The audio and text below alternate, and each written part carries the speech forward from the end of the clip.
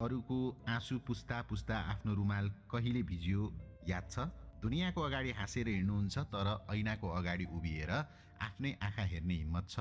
आज तपाईँको त्यो नक्कली हाँसो पछाडिको सच्चा रुवाई र रित्तो खल्तीको हिसाब माग्दैछु। यो भिडियो हेर्दा मुटु भारी भयो भने नडराउनुहोस्, किनकि आज तपाईँको वास्तविकता बोल्दैछ। तपाईँको राशि घडा हो, जसले अरूको तिर्खा त मेटाउँछ तर आफू भित्रभित्रै चर्किरहेको हुन्छ। कुम्भ राशिको मान्छे त्यो अभागी योद्धा हो जसले जसलाई काट दियो उसैले पहिलो चक्कु तपाईँको मुटुमा धस्यो। तपाईँको पैसा कहाँ गयो? तपाईँले ती मान्छेहरूलाई पाल्नुभयो जसले तपाईँको सफलता देख्न सक्दैनन्। तपाईँको आफ्नै घरमा तपाईँलाई बुझ्ने कोही छैन।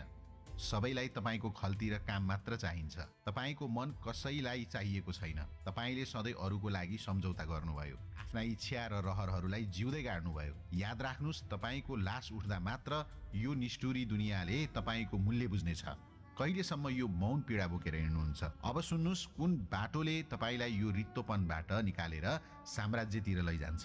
तपाईँको दिमाग अरूको भन्दा 10 वर्ष अगाडि चल्छ। अनलाइन बिजनेस, ग्याजेट्स वा डिजिटल मार्केटिङमा लाग्नुहोस्। तपाईँको आइडिया नै तपाईँको पैसा हो। तपाईँको कुराले मान्छेको जीवन बदल्न सक्छ। काउन्सेलिङ, टिचिङ वा मोटिभेसनल स्पिकर बन्नुहोस्। तपाईँको शब्दमा सरस्वतीको बास छ।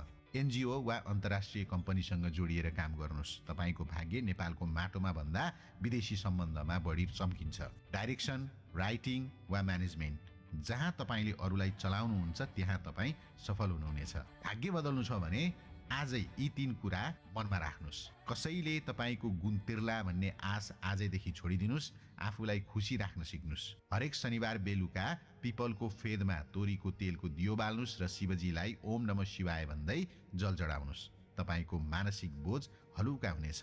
आफ्नो साथमा सधैँ एउटा सानो चाँदीको टुक्रा राख्नुहोस् र शनिबार नीलो कपडा लगाउनुहोस्। यसले तपाईँको रोकिएको धन र अवसरलाई आकर्षित गर्नेछ। कुम्भ राशि अब दुनियाँको होइन, आफ्नै साम्राज्य खडा गर्ने समय आयो। कुरा मुटुमा बिज्यो र हो गुरु मेरो जिन्दगी यस्तै हो जस्तो लाग्यो भने कमेन्टमा अब मेरो पालो लेख्नुहोला र यो भिडियो हरेक कुम्भ राशिको एक्लो योद्धालाई पुर्याउनुहोला। जय शनिदेव।